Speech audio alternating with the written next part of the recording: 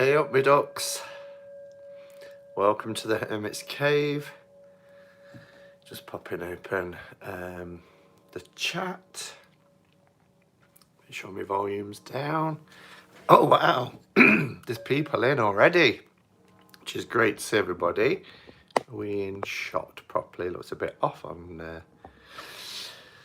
camera, so wow, there's 23 people in and waiting. So Shanti, we've got Jilly, Claire, Donna, Aquarius Owl, Melanie, Sandra, Susie, Becca, Naomi, trying to not say the people I've already said. Kelly Bear, hello Kelly. We have Fierce and Pretty, that's a nice name, Fierce and Pretty. What else have we got that I haven't already said? Misty, El Wasson and Cynthia. So nice to see everybody. I've got a cuppa and I'm ready to rock and roll. So Throwback Thursday comes around so quickly, doesn't it? The weeks, we're already, you know, coming towards the end of February already. So I hear you would glide, sending love. So yeah, everybody's saying hello to everybody. So this week, for Throwback Thursday, the choice was between the Spellcasters Tarot and the Mystic Fairy Tarot. And as you'll see from the title, winning with 53% of the vote was the Spellcasters Tarot. So it was, hi Zane, it was very close this week, 53% for the Spellcasters. So I'll announce, this one gets another go because it was its first week. This was its second week. So you're doing it. I think more and more people are cottoning on how they can get to see every deck. I'll tell you at the end what will go up against Mystic Fairy for next week. Hi Rebecca. Do I have that deck? You're asking me. Claire's like, do I have that deck? I don't know, Claire. Do you have that deck? It's quite funny. Do I have that deck? Anyway, so what we're going to be looking at tonight for our Throwback Thursday then is the Modern Spellcasters Tarot. Now this is by, is it Marquis or Marquis? But Melanie Marquis or Marquis. And the illustrations in this deck is by Scott Murphy. And do you know, I'm going to be really honest right from the get-go. This deck in particular, I haven't worked with very much because I was irked, I say, right at the beginning when I learned that they had switched the swords and the wands. So swords became fire and wands became air. And I just couldn't get my head around that. But actually, because I closed the vote on a Tuesday night, I've worked with this the last couple of days, and it doesn't really matter. You don't have to, other than the aces, you don't really have to, you know, if you're used to reading tarot in a particular way, and like me, learnt with the RWS, if we think about an RWS deck, and you think about wands, you know, and you see the 10 of wands with somebody, you know, overloaded, they're not fiery, they don't have flames on them or anything like that. 8 of wands is to do with, you know, flying through the air, but you can still read it the same way. So when I pull, you know, something like the 4 of wands from this deck, I read it as I would read 4 of wands in any other way. But I can remember, yes, Kelly Bear, you can ignore the, I don't know why I have to say Kelly Bear, you're the only Kelly in the room. Yes, Kelly. You can ignore the elements. This is a very elemental deck though, you know, it really lends itself to the elements. There's lots of symbolism within this deck. I've got my trusted magnifying glass because as you'll see when we look at some of the cards, this deck is rich with symbols, and some of them are really hard to spot. Like I say, we'll get onto that when we look at the cards in more detail. So what I liked about this deck was when it came out, which was in 2016. So it was, I got it before I started my channel, which was March 2017. It's a Llewellyn deck, and it's one of the modern Llewellyn designs. It was billed as being a very multicultural, diverse deck in terms of ages, ethnicities, sexual orientations, and it was kind of one of the first kind of tarot decks that was mass produced that did that.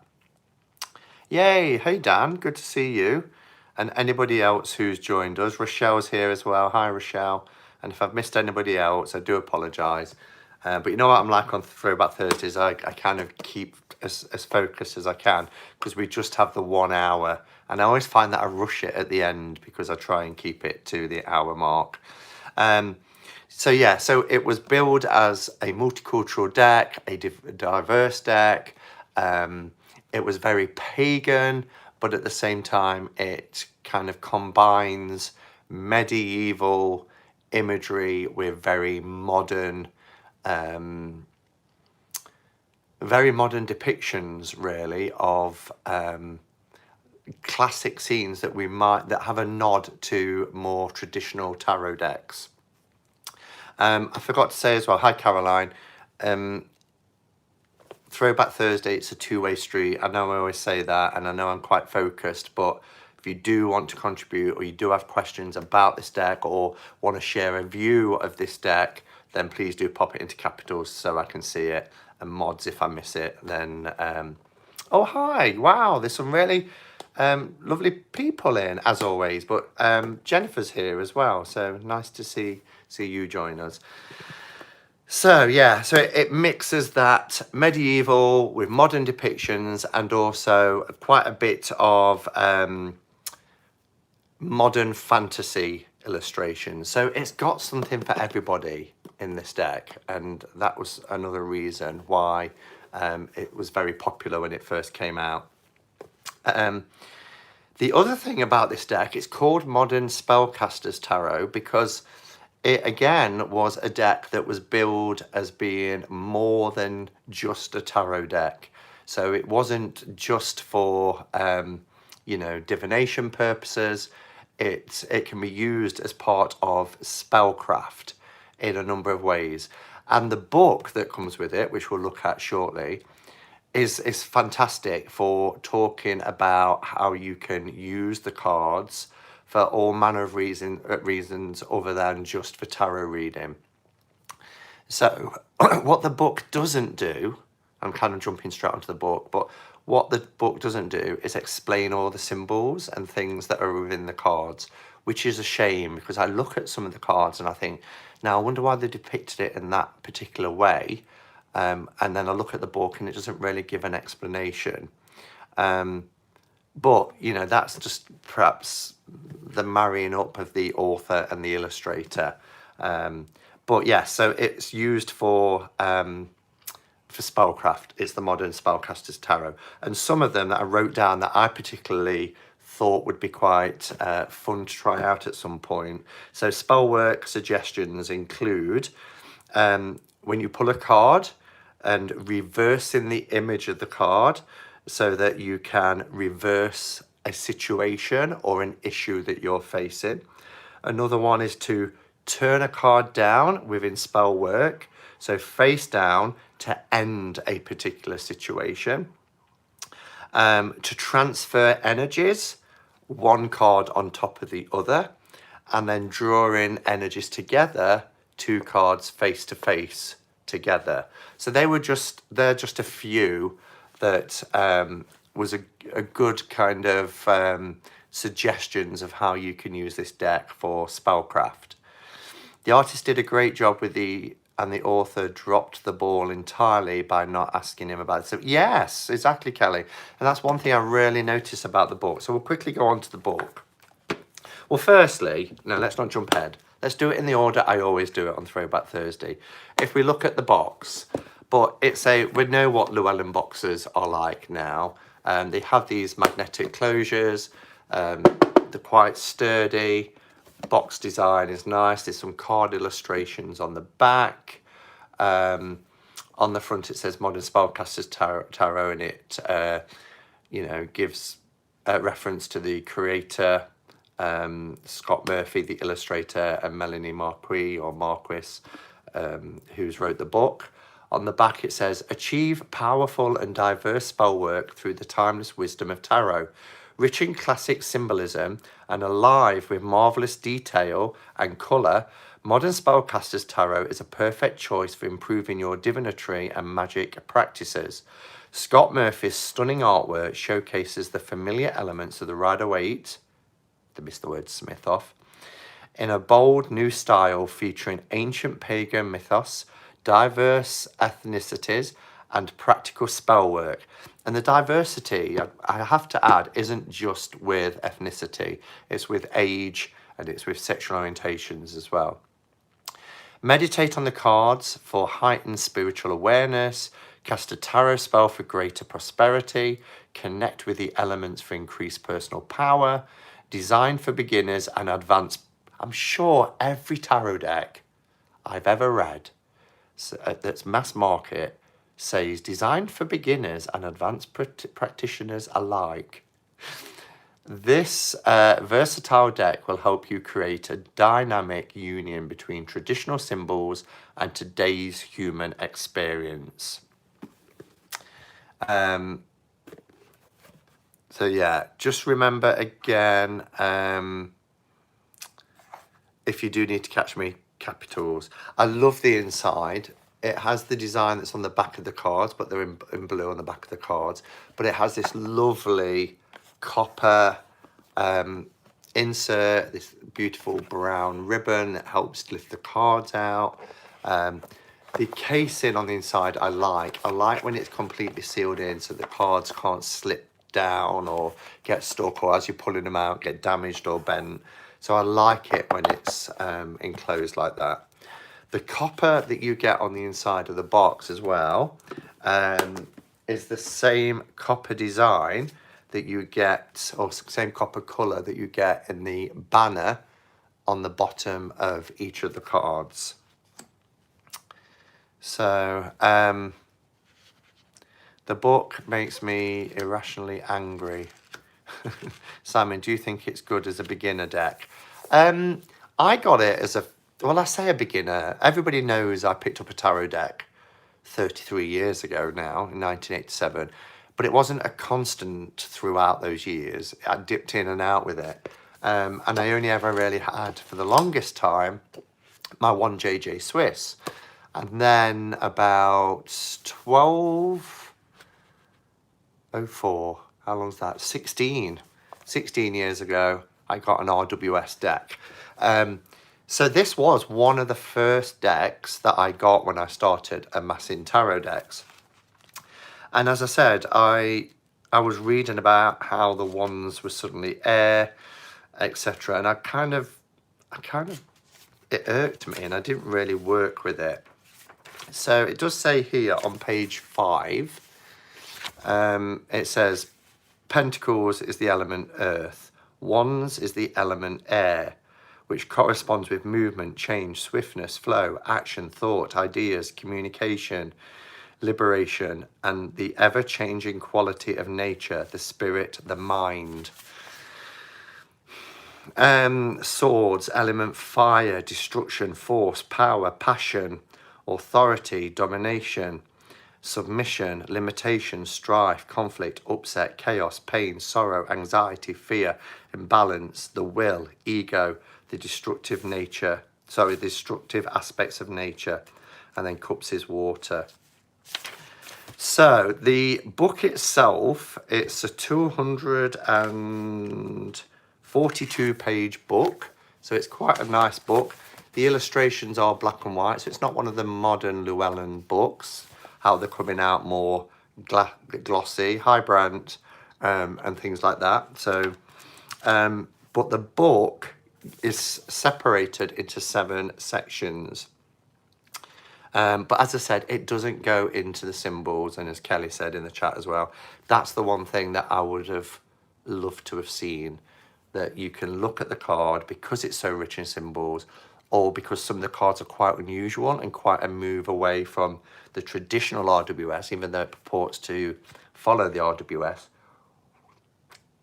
I would have liked to have been able to read the thought processes behind the images that were being used to depict that archetype.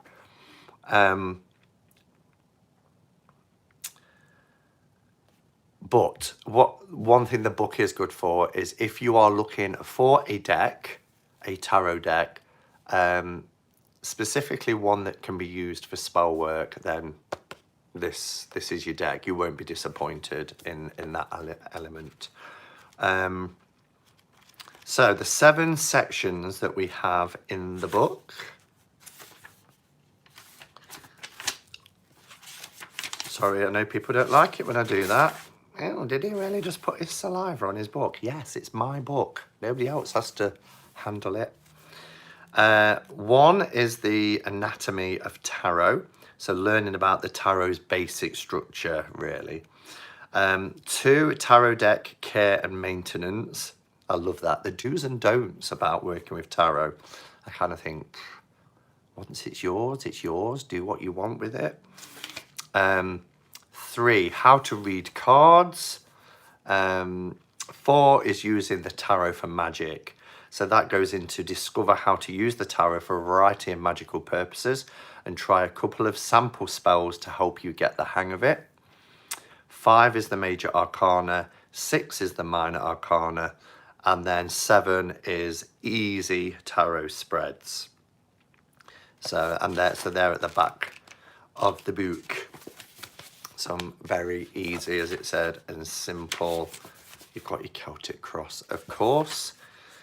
Tarot spreads. So the book is okay. For the majors, you get quite a fairly decent sized image of the cards, a little bit of text there, and then a page. So if you add the text there, you basically get a page, and it's a little bit shorter for the minors, probably about 2/3 of a page. Just looking to see if there's any capitals that I might have missed, but there aren't. Oh, here we go. I did not read these as air ones. I read it normally. It works fine. Yeah, exactly, Jennifer. That's what I was saying probably just before you came in, that because I was irked by it and I put it on the shelf, working with it over the last few days when I knew that this had won the vote, I suddenly realised that, yeah, apart from the aces, which you'll see, you look at the RWS and you pull wands, 3 of wands. They have leaves and things on them. They don't have fire. You don't, even though I read them as fire, there's no evidence of it, only that I associate wands with the element of fire. So therefore, if I'm pulling a wands card,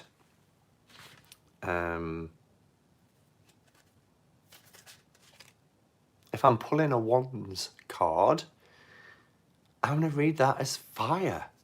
I'm not going to read it as air, because there's nothing in there, like I say, other than the aces that that says I should, or the book. So there you go.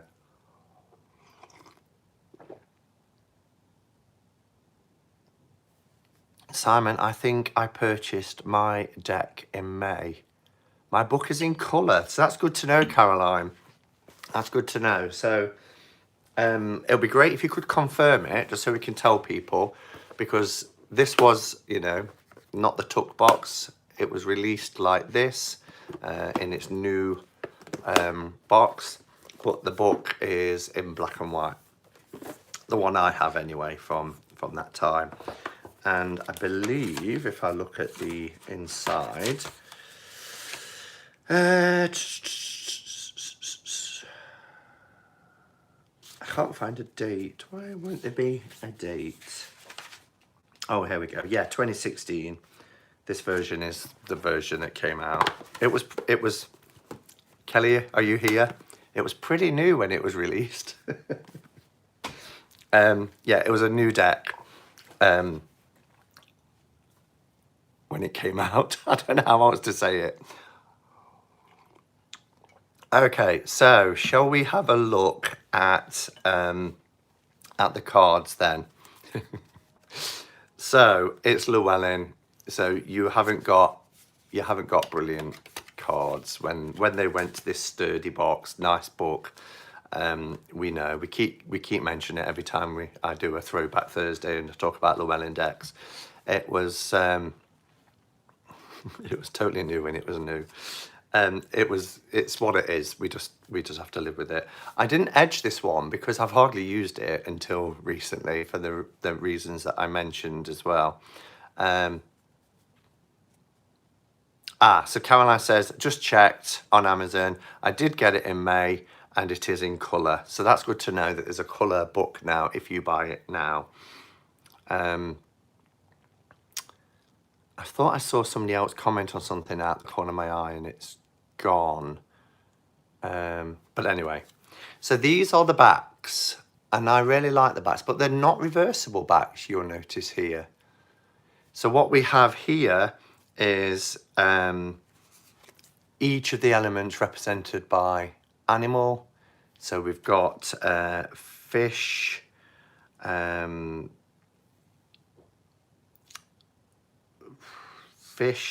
horse, squirrel, and a bird. Looks like an eagle or something, but yeah, representing the elements. We have this pentacle in the middle. We have astrological associations. So it's really nice. I was going to edge it in blue, but I'm not sure. We'll see. Simon, looks like it would be nice edged in blue.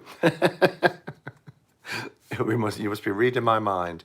Yeah, edged in blue, or there's gold on the back, so it might even be nice in like a metallic gold or something like that. But never noticed not reversible.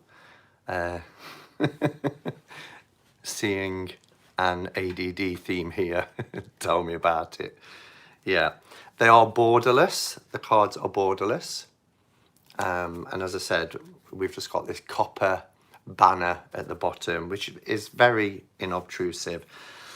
The size is 7 centimeters by 11.5 centimeters, which makes it a pretty standard sized deck.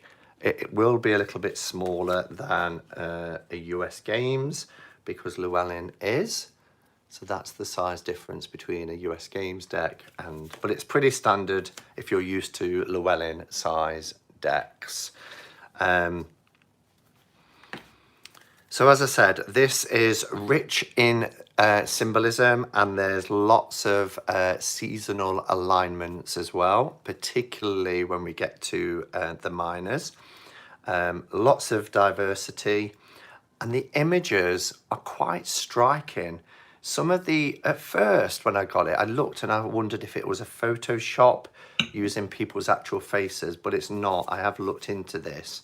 It's just that the artist, Scott, is so clever with his art that, you know, the faces are very, very realistic. That's the older version. Okay. So, what else? There are some unusual cards within this deck that I found, and again, I was asked at the beginning, do I feel that it's a good starter deck?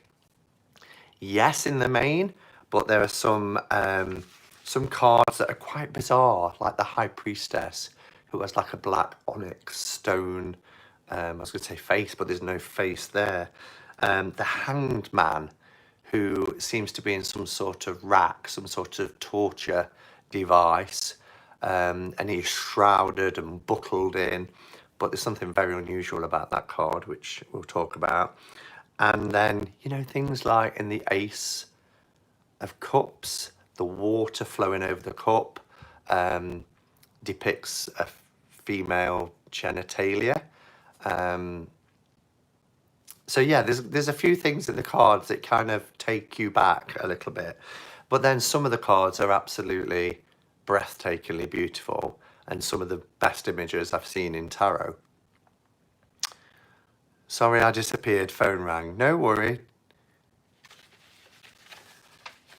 The baby and the High Priestess and her obsidian. Yeah, the baby and the High Priestess. But I remember, it might be in the book or reading somewhere, that the baby and the High Priestess is the Empress. The continuation from, because I think she's green or something like that. I remember reading that somewhere. So yeah, so the cards are pretty flimsy. They are, they have a nice sheen to them. They're low gloss though, so they're quite nice for that. They do feel pretty sturdy, pretty flexible, good for shuffling, but anybody who's a real, you know, rough shuffler, these cards would probably chip and damage quite easily. Do check out Sacred. Who's promoting? Oh, it's Kelly Bear. I don't mind, yeah. Don't watch, go and watch somebody else. No, I'm kidding. What was that, Kelly Bear? You know, some people really, I can't do it because I'll shuffle the deck, but some people really hammer when they're shuffling. Cards like that can, like this, can damage. The rough shuffling gesture, yeah. Hi Jen, good to see you. Okay, so they have stuck to the RWS with all titles. We do have cups, pentacles, wands, swords. They've not been switched. We do have page, knight, queen, king. They've not been switched. And each of the suits have a subtle colour theme, which isn't always that noticeable. So for cups, you've got light green with golden tones. Pentacles, you've got a darker green with earthy black browns. Wands, you've got, and that's, this again, wands, you've got red and golds, which reminds me of kind of fire energy. And then swords, blues and greys, which again reminds me of air energy. So yeah, I take what Kelly said earlier. It's like there was no communication between author and artist, although the artist did depict the aces. But anyway, we'll get on to that. Any questions before we do the walkthrough? We're half an hour in already, but that's a good indicator because we normally start the cards at this point. And there's 82 people in. No wonder this chat is scrolling so fast. What was I going to say? So let's have a look at each card. I almost showed it to my iPad then. That won't do. You won't see the card when we're pointing it at my iPad. I need to point it up here. So here we have the Fool card, which is really lovely. What I like about this Fool card is that the fact that, you know, we've got the depiction of both the sun and the moon. I love that duality in the card. Is, you know, the sun and the moon, night and day, masculine, feminine, god, goddess, and all that kind of going on in that card. It's really beautiful. It's just leaping into the world. And we have our magician.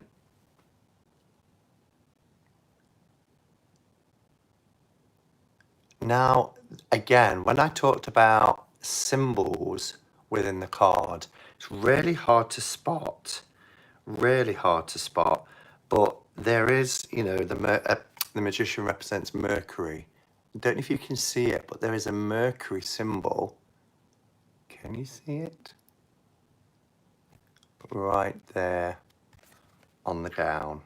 It's really hard to spot, and with a magnifying glass, there's no point me showing a magnifying glass there because I don't think, oh maybe. Mercury symbol, can you see it now?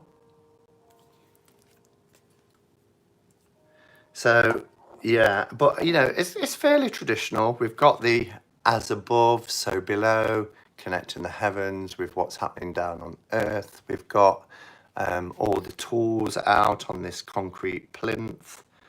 What else we got? Beautiful flowers. We've got a snake here shedding its skin.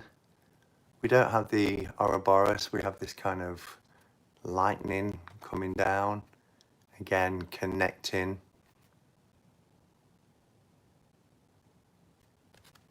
I read that as balls. So here's the High Priestess. Yeah, which is just odd. I mean, we have the pillars to the temple. Look how the curtain, the veil is coming down as well in this image. And we've got runes. And there's lots of runes in this deck. Lots of them. And then, yeah, like Kelly said, we've got this kind of, it's almost like a levitating baby wrapped in green, which I believe is a nod to the Empress in the next card. The lightning looks penciled in as an afterthought.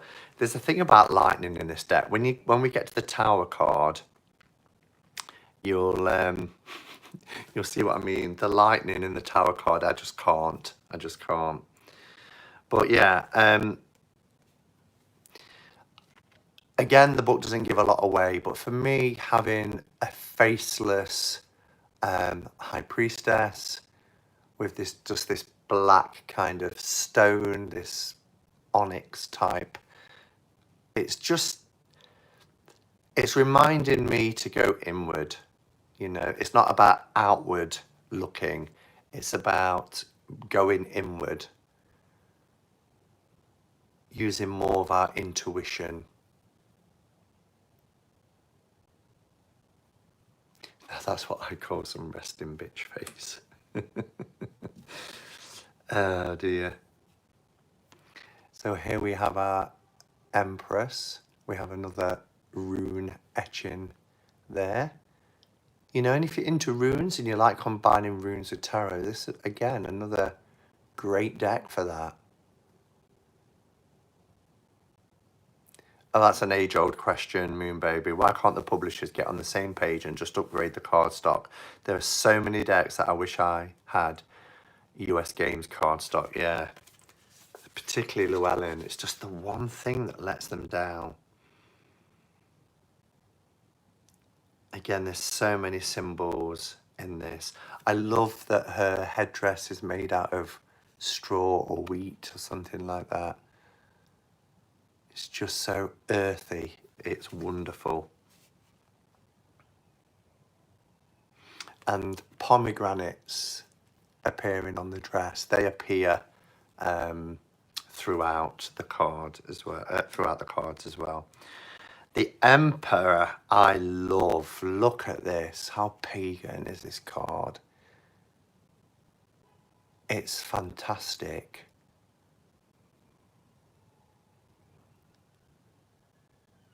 It's wonderful with his stag-like horns and the fire energy in the background. Is it wrong that I find him hot? No, I don't think so. No? I mean, it's kind of like is human wearing a head anyway, because there's like a separation between fur and human skin. No, not at all, says Sandra. All right, you two, calm down. There's loads of symbols. If I spent, I forget what that's called, but Jilly might know what that little device is called. We often see it on Buddhist altars, but within the SGI, we don't. There's runes again on the altar. there's Aries associations. So yeah, it's a wonderful, wonderful card. No such thing as wrong. It's all about perception. The head needs to be bigger, says Ginger Faye. I'm not sure how I feel about the Hierophant card, if I'm honest. I think it's, again, a little bit strange. I like the fact that we have the earthiness of the green. She's got the crescent moon behind her back. Then we've got the sort of red desire, animalistic element. But they're both, you know, these supplicants are both sort of, I don't know, very submissive in this card. He's got the whip with a cat and nine tails. I love that we've got BB and an all-seeing eye. Could it be a nod to? Could it be a nod to George Orwell? Yeah, so I don't know. But there's just that sense of enslavement. And it's the kind of Hierophant cards, the kind of Hierophant image that repels me a little bit. I love Hierophant cards when they're like in a teacher kind of energy, rather than something that's very dogmatic, very controlling, and, you know, they're just enslaved by dogma. Hate that card. No. Yeah, I don't think it's going to be a great card for many, really. Beautiful Lovers card, and I like the fact they're hooded. I mean, it's a pagan hand fasting. There's a rune inside the heart there. It's just such a beautiful, luscious card with a rainbow. I like the fact that, you know, this is the gender neutral, really, with being covered. It could be two men, it could be two women, you know, it could be people of gender or of non-gender. It's anything we want it to be. It's a beautiful... Whoops, just ordered this deck. We're only up to the Lovers, Dan. Oh, I don't know what that is, but now I want to know. What was that, Jilly? Sorry, I've only just seen that comment. Love the Lovers. Yeah, the Lovers is beautiful. And Jilly, you'll appreciate this card. I appreciate this card. This is the Chariot, but we've got a lotus, a beautiful radiant lotus flower above the earth. You know, this is flying high in the heavens. And I love the lotus. The lotus is a symbol, you know, the deeper and muddier the mud, the more beautiful the lotus blooms. And it's a real analogy for our life, you know. When we're in the midst of shit, you know, that's when we come out and we blossom. We rise above whatever crap we're in, and we come out more beautiful, more stronger, more fragrant than had we not found ourselves in that situation. Yes, love the Chariot. The Emperor card, says Dan. Oh, the Emperor card was what made you buy it. Okay. Strength is also a beautiful card. Really beautiful card. I love her.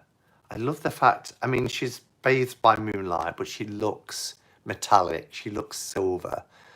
But what a beautiful strength card. There's no force. They're working together in harmony. And it's just wonderful. Very true, Becca. What did Becca say? Manure is good for roses. Absolutely. Again, we've got serpent. And look at that. There's so much. I mean, the problem is you do need a magnifying with this glass because there's so much in it. If these cards were art cards twice the size, wow. But look at that, under the water, swimming away. Gorgeous. She's offering an athame. And this fire, like a little volcano. Beautiful. Really beautiful. The Hermit, I love. Now, a couple of weeks ago, well, probably longer now, when I did a Throwback Thursday, or a couple of category cards, I can't remember, we talked about the Hermit and the Hourglass. This has both. This is what I was talking about, how it nods to different traditions and different decks that have gone by. So rather than a lantern, we have a candle. He's looking by candlelight to represent his light. But here, tied around his waist, is the hourglass, which gives a nod to Old Father Time, which is one of the old Marseille type depictions of the Hermit. And I love, again, the crescent moon in the background. Look at the gnarliness of the tree and the roots. Just wonderful. And he's there amongst all these gnarly roots. That sense of being grounded, you know, that the Hermit is. How did I miss my tarot daughter? Is our Ellie here? I was wondering where she was. All right, Elle. The Wheel of Fortune. I really like this. We have the four symbols. We have the four seasons depicted by symbols. We have spring, summer, winter, autumn, which is just beautiful. And we have this gorgeous wheel in the middle. We have the crescent moon here. Just wonderful. And then we have all of the astrological associations engraved around the wheel as well. The leaf at the top looks like a bell pepper to me. Yeah, it's not though. Look, if I zoom in, it's just a leaf. You can see the veins in it. Again, we have lots of symbols within them. And this links, I'm not going to jump ahead, I'll jump back. It's very much in line with the World card at the end as well. Justice. Look how there's an engraving on each of the pillars, representing the two opposing forces. You know, the Justice card is balance, and it's weighing up two different sides, gathering all the information and the facts. And I love the fact that they are depicted. She's there in the middle. Again, pomegranate that she's holding. She's got and there's the wheel.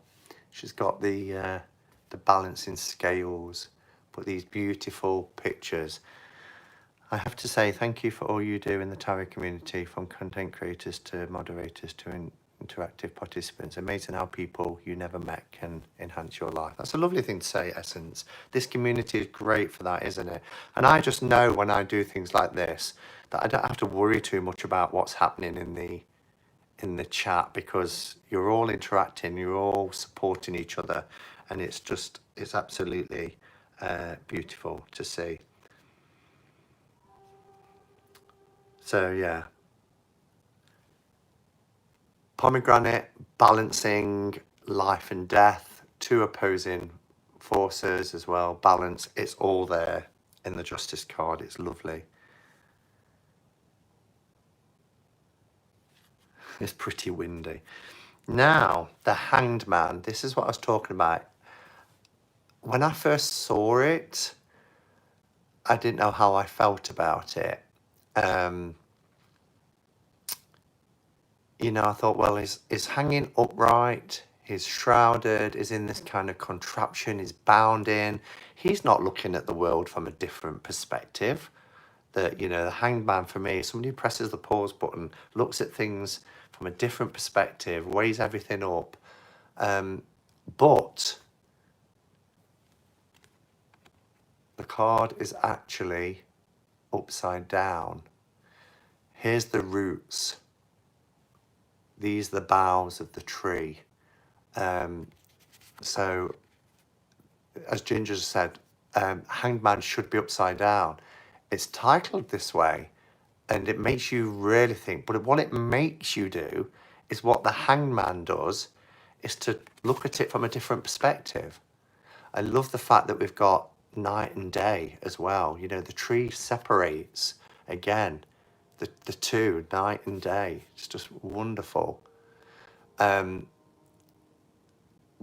it does make you think and look again, all the rune etchings around the tree as well, which, when the right way up, make more sense. So yeah, it's an interesting card. My mind just got blown. Jan. Oh, that's golden. What's golden? Why is everybody's going on about sacred seed? Why are we talking about sacred seed all of a sudden? Has she done a study or something on death? Gorgeous. I mean, it's quite a terrifying card, isn't it? I mean, and look at this person. It's like, I mean, it's just a body part. It's a head, but it's like under the water. Because she did amazing videos on this deck. Well, she did amazing videos on loads of decks, to be fair.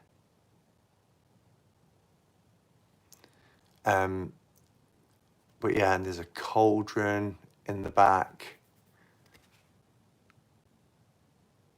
Look at all the skulls underneath the cauldron. It's wonderful. It's got a bell, for whom the bell tolls. And I love that it's a skeletal figure. You can see his rib cage and his skull. But yeah, it's really dramatic. Looks like Gollum. Hi, Christoph. Simon, she did a walkthrough and went over a lot of symbols in the deck. Okay. Temperance. So let's have a look at the Temperance card. Quite traditional. It's a male figure for the Temperance card, which is quite unusual. So I say it's traditional in its art style. You know, 1 foot in the water, 1 on land, beautiful tulips, either a rising sun or a setting sun. Oh, Brant, have you got to go? Bye, Brant.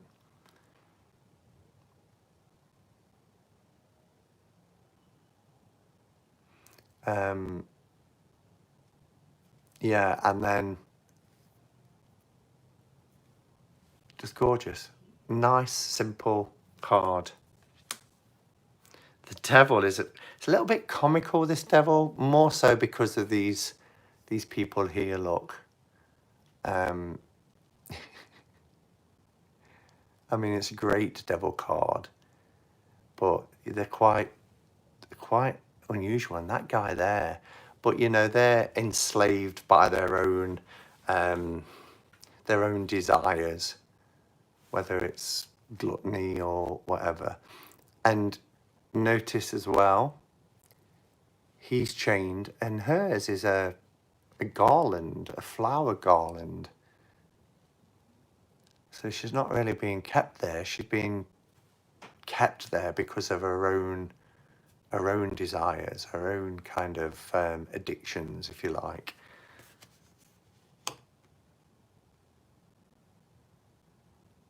An Iron Maiden cover, yes.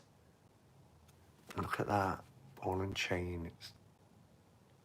What do they call them? Not nunchucks, they're the 2 wooden things, but it's got a name, hasn't it, that device.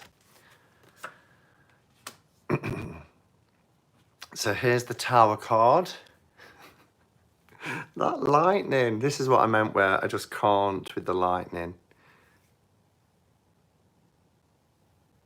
Mace. Is that what it's called, a mace? But yeah, it's just... And then you've got somebody who's like finishing them off. not only is the tower coming down and people are falling from it, but there's this dude here who's just coming at them with like a spear. They survived the tower, but here comes this guy. The star, a nod to Egyptian decks of the past. She has both feet in the water. Quite simple and beautiful. Yeah, you shall not pass. You shall not live. Love the moon card. We have the eclipsed moons. We have the reference to the triple goddess, the mother maiden, the maiden mother crone. We've got our crayfish, and again, there's a symbol there. If you can't see it, it's the Ankh. Ankh, I think it's how you pronounce it. On the back of the crayfish as well.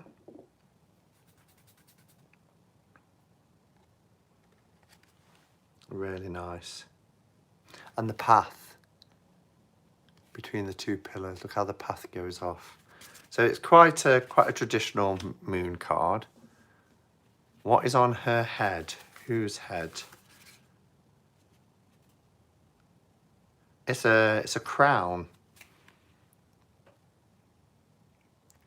It's a crown. It's almost like the imperial crown, isn't it? With those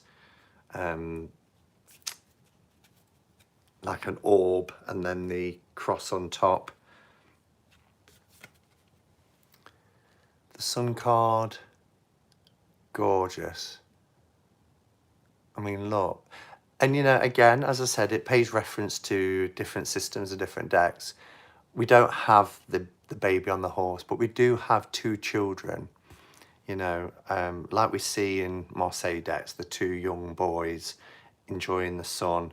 Two young boys here, beautiful sunflowers, just really lovely. She's there with a spinning wheel, making yarn, really lovely.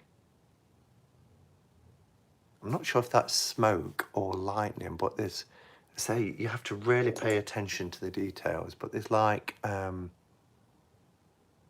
sure if it's lightning or smoke. It looks like lightning, actually. Not quite sure where the lightning would come from, though, with the sun. Those kids are going to get hurt near the wheel. Bloody sun cards always endangering children.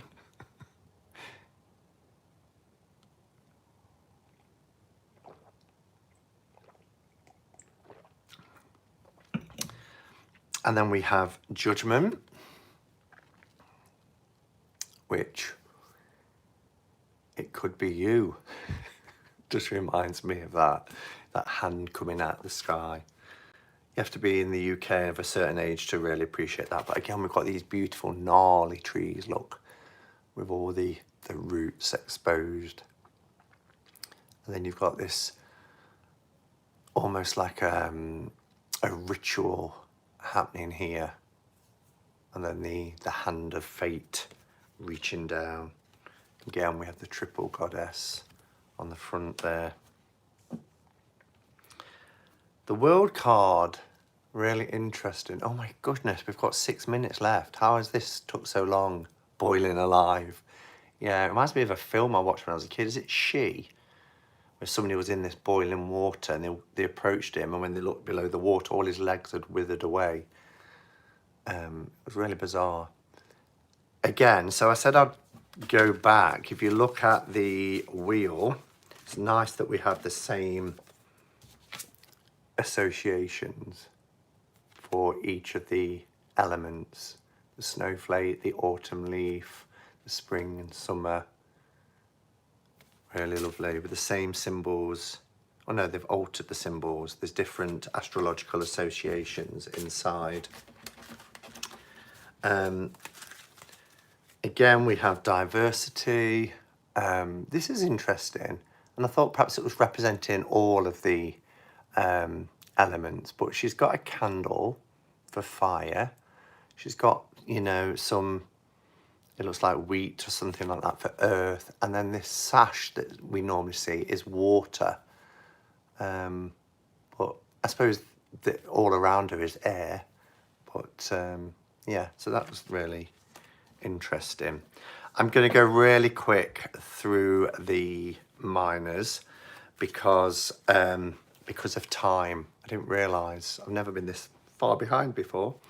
So we start with our ace. Now there's not just me, is there, that sees a face there. So yeah, and this is what I was referring to about the female genitalia being represented in the Ace of Cups from this pouring out of the water. We have fish, but look, we've got the triple goddess moon, but we've got a face, haven't we? 4 mins in 5 mins. Good luck, Dad. I know, I'll hurry up. We have diversity in race, and also our lovers of the within the Two of Cups are both male. Beautiful, beautiful outdoor, earthy, lovely. I also like the fact that the three aren't just maidens within the Three of Cups. We've got a male in there as well, and we've got different ages represented. Nice version of the Four of Cups. Hello, Robin. I'm just coming to the end. I've got a few minutes left, so I'm going to go through this quite quickly. Five of Cups, and we've got, like, I'm saying it's wine. Red wine rather than blood. Lit femme. Lit femme. Talking of femme, where's Jackie? Where's our Jackie? Don't rush.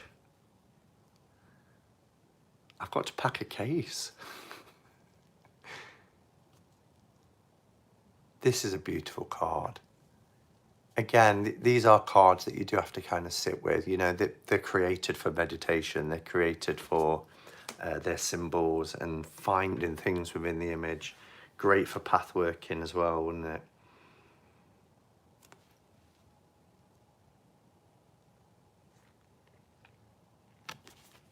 Not quite sure what I think to the genie.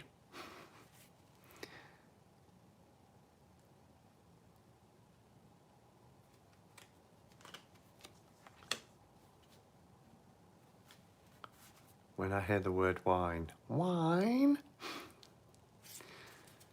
I bet Jackie is lurking.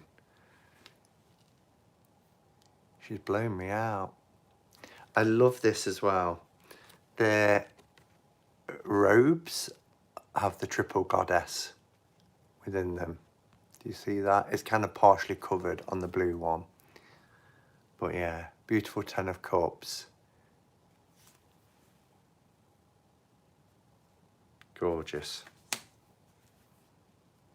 Page of Cups. He's swallowing that fish.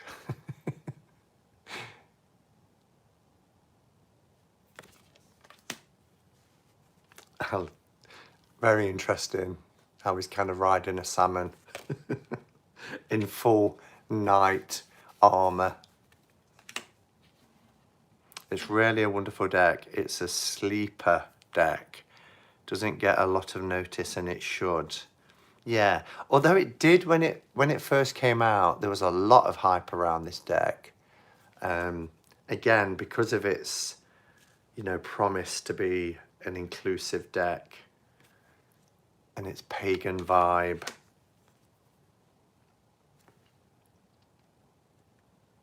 I love how he's just bathing his feet, sitting on his throne and bathing his feet.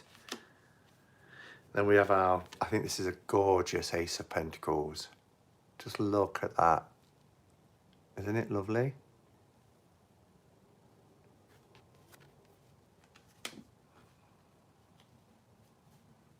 Driving me around. I was going to make her a mod if she turned up. Here we have the two, that balance, really balancing.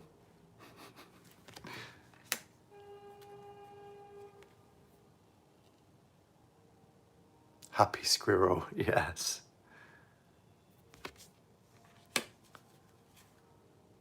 Lots of squirrels in our earth deck.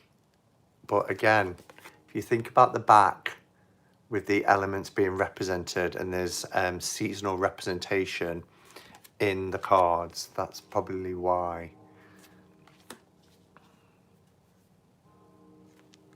Oh, we're on the hour. One of my favourite cards in the deck. So you have this, Kelly. You have this deck. And the one with the dog. Yeah, look at that. Look at the little sleeping dog there. Just gorgeous. Yes, I've had it for years. At least 4. Or no more than 4, I should say. 8 of Pentacles.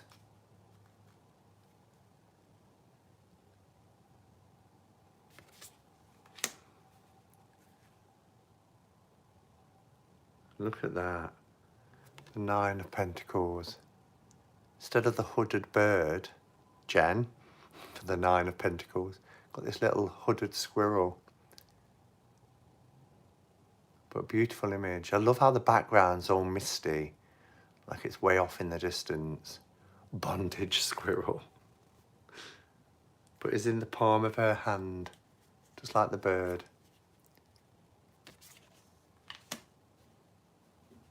I might have to get this deck. You don't have it, Sandra. And I love how the 10 here, the pentacles are in the cobbled stones, look, the slabs. Each one has a pentacle etched into it. But it's a wonderful scene, this thatched cottage and the old man. Surprised there's not a dog. Oh, it's actually it's an old lady in this card. And I think the dog, yeah, the dog's behind. The dog's there in the paddock, in the little field.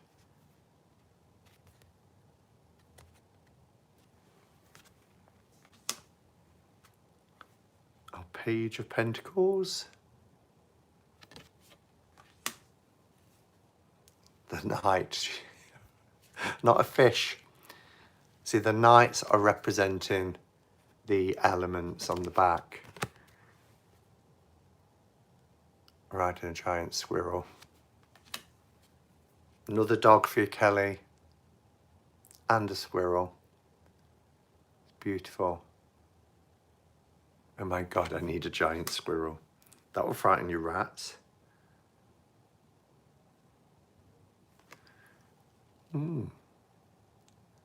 Quite an erotic picture. So yeah, so here we go. So we're into the swords, and as I said, it is depicted the change in the aces. So we get this fiery sword energy, but that's basically it, because as we go through, you can read it in any way. I know there's flames here. Look at this beautiful Celtic design as well. The wolves. That reminds me of the grey. A scene from the grey.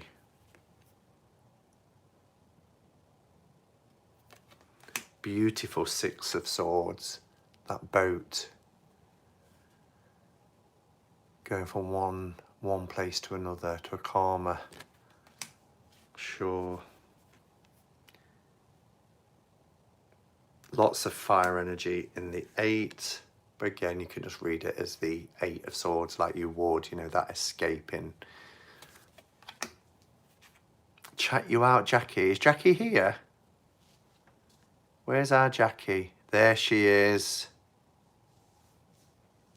Sorted. Do you want to post? Do you want to post a comment, Jackie?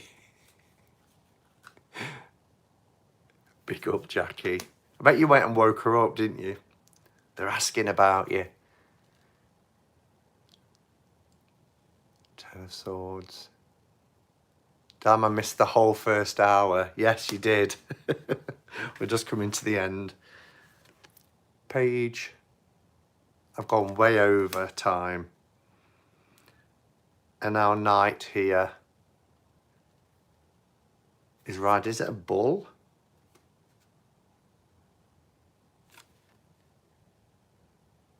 Oh my God, you modded. Gorgeous queen.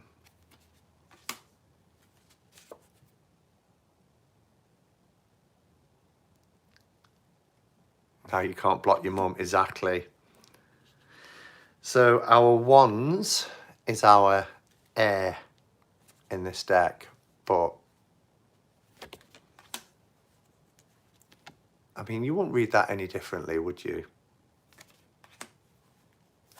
Or that one. Use it wisely. You have the power. Love this as well, this hand fasting here. So beautiful.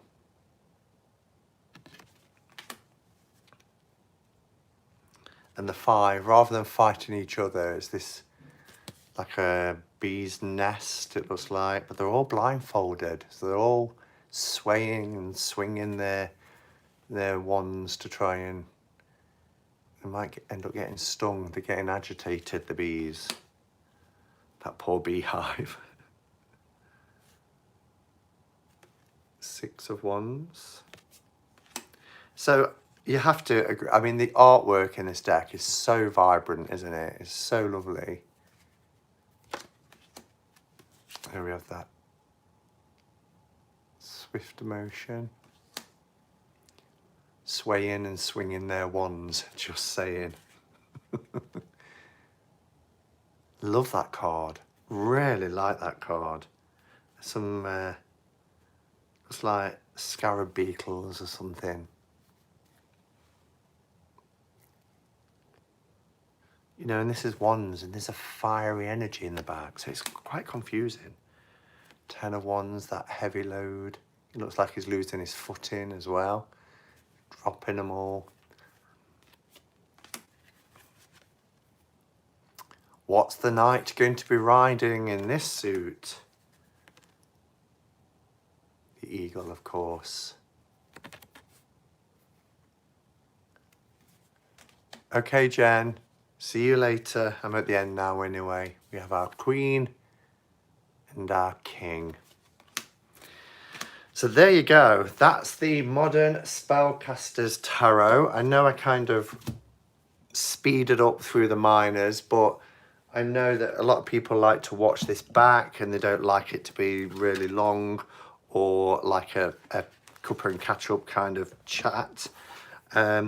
But yeah, let me know your thoughts. I think it's a beautiful deck and I can't believe it's sat on my shelf for like 3.5 years. Not really being used just because I took umbrage. And I've realised now I can use it in the way that I want to use it. So yeah, so that's the modern Spellcasters. The vote, which will go up tonight, I must try and remember because I am going away in the morning.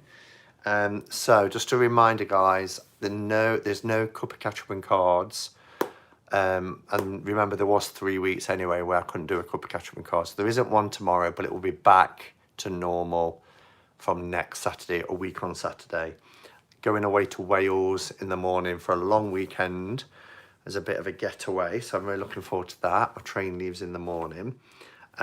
So the Mystic Fairy Tarot gets another go, gets one more chance, and it is going up against, and Robin, you'll be pleased because you requested this and I've listened to you, the Bonefire Tarot. So the vote will be between the Mystic Fairy Tarot by Linda Ravenscroft or the Bonefire Tarot by Gabby Angus West. So there you go. That's going to be the choice. Bonefire, Bonefire, Bonefire. That's fine, but just remember, if you vote for the Bonefire, that doesn't get ago and it goes back on the shelf. Whereas if you vote for that one, I'm not telling you what to do, it's up to you. This one will always get another week. So totally up to you guys. I don't mind what happens. I'll happily go with the consensus. So thank you for being here, guys. Really enjoyed my time with you over the last hour or so. Thanks for your interactions. Thanks to the moderators for keeping I Love Fairies. Don't start that again, Becca. We had enough of that last night, doing a fairy. Yeah, thanks to the moderators for keeping it a safe space. I'll try and do a bit of filming, but I'm not really staying with a tarot person. That said, let me just tell you this. My friend, who I've been friends with for 2003, what's that, 17 years, said to me a couple of months ago, when you come, would you help me choose a tarot deck? I want a tarot deck. So I said, I'll get you a tarot deck because, you know, you're putting me up, I'll get you a tarot deck. And then I thought, what's a good first starter tarot deck? A tarot deck to get somebody who's never had a tarot deck before. So I've gone with the Smith-Waite Tarot Deck Centennial Edition. Think it's a good choice? I know I learnt with with RWS, so... And I didn't go with the borderless or anything like that because some cards look a bit weird in the borderless. I like it, but some cards, you know, the way they've had to add bits. So I thought a traditional Centennial Edition, perfect choice, good choice. Good, good, good. So that's what I'm taking with me as a thank you gift and to set a friend on the path with tarot. How exciting. All right, guys, I'm going to get off. I've got a case to pack and still things to do ready for the morning. So thank you for being here. And until next time, go in peace. Namaste and blessed be.